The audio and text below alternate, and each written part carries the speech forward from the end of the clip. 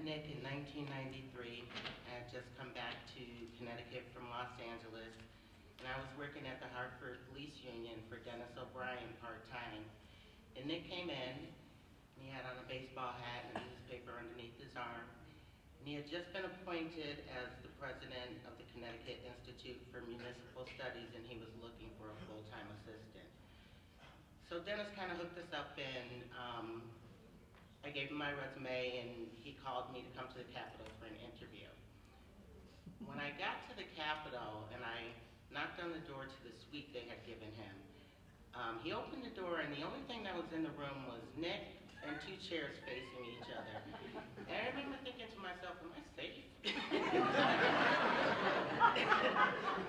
I figured Dennis, being the police union president, wouldn't send me to a psychopath. So I sat down, and we started the interview. And you know, I think after about a half an hour, he was convinced that I had the secretarial skills to do the work. And but Nick had a mission up there of what he was going to do with the Institute, and so he needed someone who was going to run the office without him having any concerns about it. If there were going to be problems in the office, he'd want them brought to him, but he didn't necessarily have to want to worry about them. So he asked me, have you ever ordered a computer system and partitions and figured out space issues in an office suite? And I said, nope. And he said, have you ever managed a $500,000 budget and get ready for the financial audits and payroll and this and that kind of thing? And I said, nope. And it went on like that for a little bit. And then, so we finished the interview, and he thanked me, and he said he was very early in the process, and that he would get back to me. And I knew how important this work was going to be to him, and I kind of liked him. I thought it was strange, but I liked him. So I got up to leave, and I turned around. I got to the door, and I turned around, and I said, Mr. Carbone, I have something I have to tell you. And I sat back down, and I said to him, I need you to know that I'm 4 months pregnant. And he looked at me, and he said, do you plan to work after you have the baby? And I said, I do. And he said, when can you start? And that was the beginning of my work relationship with Nick. And even though I went on to other employment, I have actually really worked for Nick for the last 22 years. I have, oh my God. I have worked with him on a million projects. You can't work for Nick and not become more, better. I used to have information in my head, and it kind of just sat there. But once I started working for Nick, I started to be able to process information. And I started to be able to look at things holistically. And probably the most important thing I came away with from working with Nick was either you stand for something or you stand for nothing. I have such impatience for fence riders, and I got this from Nick. I don't like people who don't take a position, and I realized just how important it was. Your position may evolve and change, but you take one. You don't just play it back and forth. And so I gained so much from knowing Nick. The reason I tell this particular story is because Nick has told this story back to me a million times. Whenever I've doubted myself, whenever I was going through a hard time, he would say to me that my admission was a sign of my integrity, and that he knew he would be in good hands, and that his back would be covered. And he was right about that. And like I said, for the next 22 years, we've had a great friendship. And the past 2 years, me and Nick Jr. were working on a very special project to Nick. And I like to call them the Nicks. I would love that. I'm having breakfast with the Nicks. So I spent a lot of time with him here towards the end. I think I saw him like 2 or 3 times a week for the last year and a half, and I feel a huge loss, a huge loss. I feel so blessed to have known him. I feel like I knew a person who was a man who was out of his time, and I'm really happy to be here, and there's so many of you I see here today who I met through him. It was really good to see everybody. Thank you.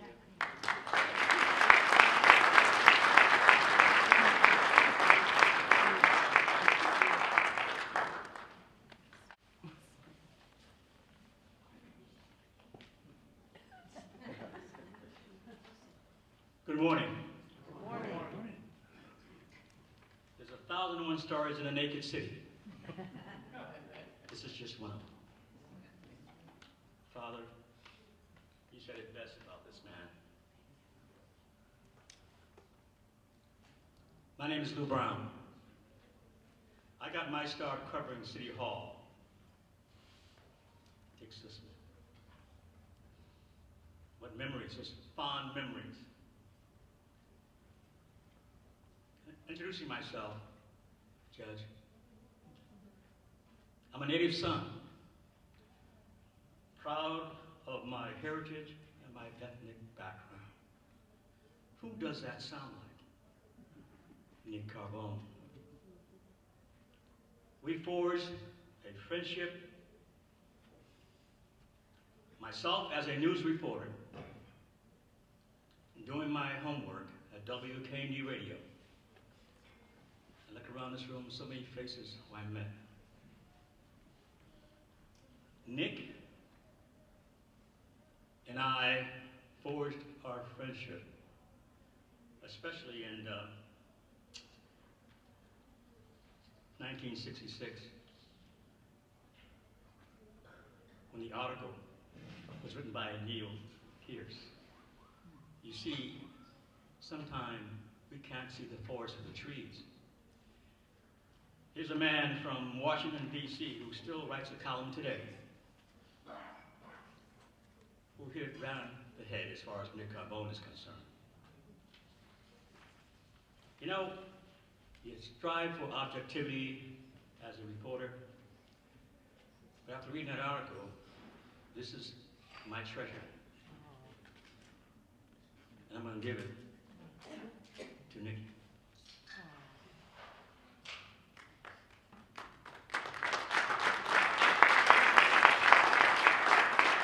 It's a picture of me and Nick. That's something you never did as a reporter, right, Judge? But I knew where he was coming from.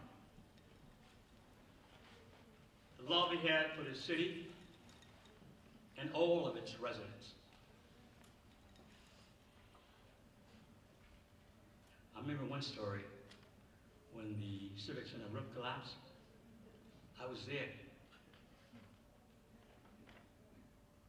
And that same day, we ended up at the Chamber of Commerce. And the room was full with politicians. And one politician, I should say, from a town, at least that I won't mention, got and said, "The heck with Hartford," some of your words. Well, Nick Carbone exploded. He said, "The nerve of you. Your family got its start in Hartford. Now you're in the suburbs. You're not going to walk away from your responsibility." And the room was full, and people were shocked. And for me, another reason why I'm wearing this turtleneck. If you don't know, Nick wore his turtlenecks. When everybody on the city council would have their ties on and the whole 9 yards, Nick had his turtleneck. That was Nick. There's so many stories to tell, and as my counselor said, vignettes. But my last call to Nick was shortly before he passed. And the call came after I received a call from the police chief for the city of Hartford. And he said, "Lou, would you call Nick?" I said, "Why?" He said, "Because of the fact that school, pipeline, to become effective citizens, I had presented it at an organization of police chiefs in Washington, D.C., and they accepted it with open arms." I left that message on the phone, and I received a call from Nick to remind me. But I had talked with your dad. He apparently left that message on the phone. And in closing, Nick lives in my heart. his last days, I spent a great deal of time with him. And you know the measure of a person when he takes you into his domicile. Litchfield County, me and Nick. He closed the house down. Then he, of course, at Park Place Towers, right, Pat? Yeah. Often. We would go out. He was going to do a penthouse up there. And he said, Lou, come help me. I said, well, Nick, who's going to be the project manager? He said, Lou, I'm the project manager. And we worked to tear that bathroom apart. And we spent many times talking. But I want to leave something for today. A prophet. Yes. By the way, he knew about Tom's service station than I did, Rab. He talked about you often. He talked about rolling dice up at Tom's service station.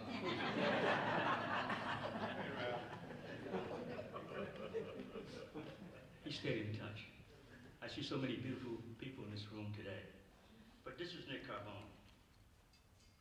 This is from Neil Pearce's column. Carbone's ends are clear. To fight for the survival of beleaguered Hartford and its heavy population of poor white ethnics, blacks, and Puerto Ricans.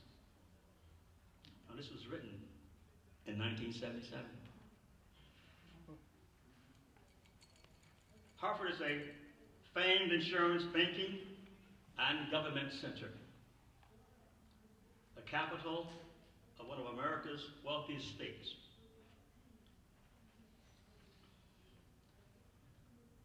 It goes on to talk about Nick's role. I want to say to his family this morning, thank you so very much for allowing Nick to share so many things with us. And in closing, we ain't saying goodbye. His spirit is in our hearts. But I will say, arrivederci, mai passano. Thank you.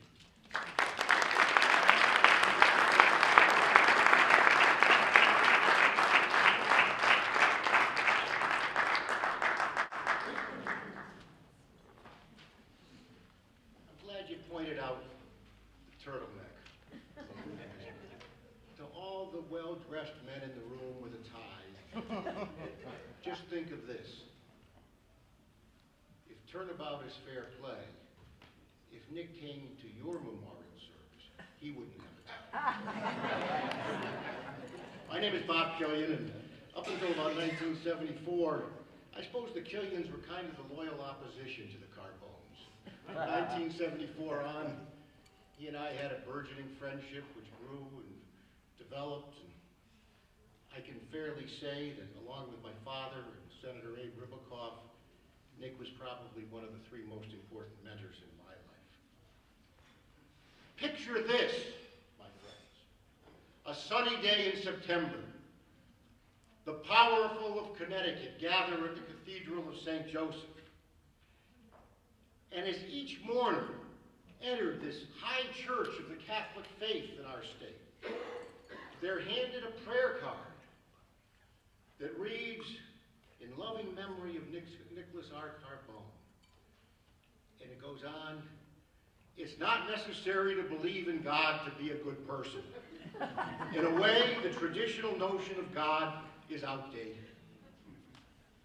The only reason he got away with that is because he was quoting Pope Francis. He knew how to choose an ally. Isn't that the quintessential Nick Carbone? Did you ever drive around Hartford with Nick? It's an extraordinary experience. Last April, I picked up Nick en route to Cozy's, a famous Barber Street breakfast spot. I think we were meeting Rab Smith and Paul Ritter there for breakfast. Now, Nick knew he had active cancer, but he didn't know that His days were numbered in weeks. He was in an expansive, recollecting mood.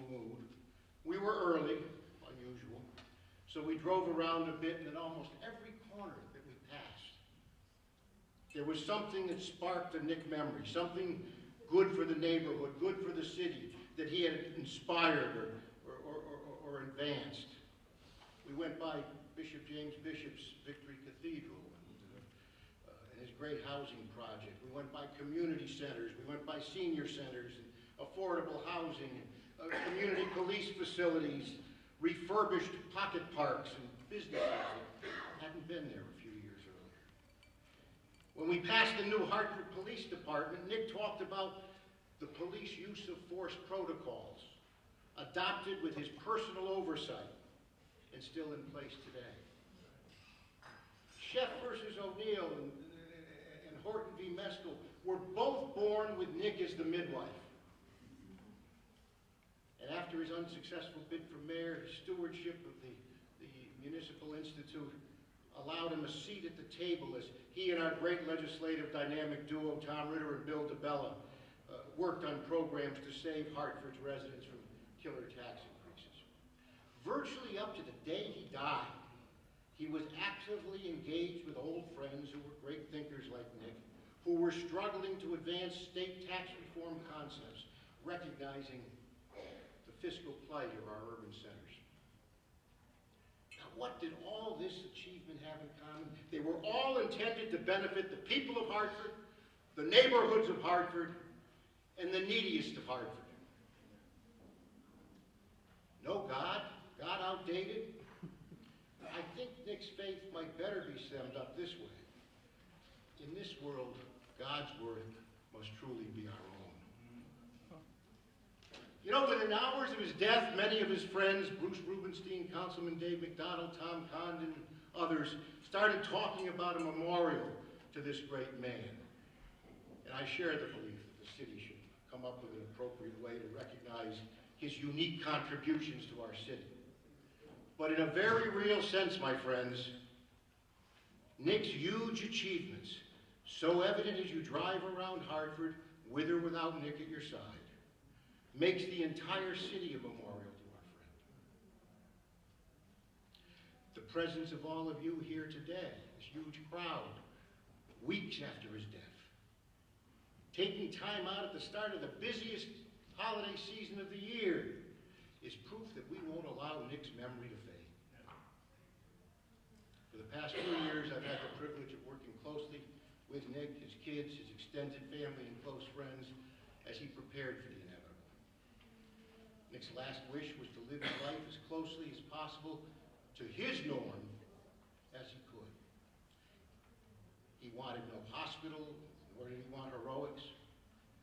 But he did want visits with family and friends, good stories, laughs, a glass or two, or one or more occasions, 3, of wine. And his kids made sure that happened, with 24-hour supervision and loving care that never could have been matched in the best hospital in the land. I saw him last the Friday before he died. He summoned me because he was afraid that I had screwed up something in one of the wills or trusts that he had, I think there were 18 in the last 3 years. He wasn't satisfied that my 31 years as a probate judge equipped me to handle his needs. We talked about Hartford past and some political characters we knew well, but few others would remember. He couldn't get up from his chair. He pulled me down to him, gave me a final hug, and said in a firm voice, "Bobby, keep fighting." I suspect that's the message he would want conveyed to all of us here today. People who stood shoulder to shoulder with him, at least for part of these many years that he served our city. My friends, keep fighting.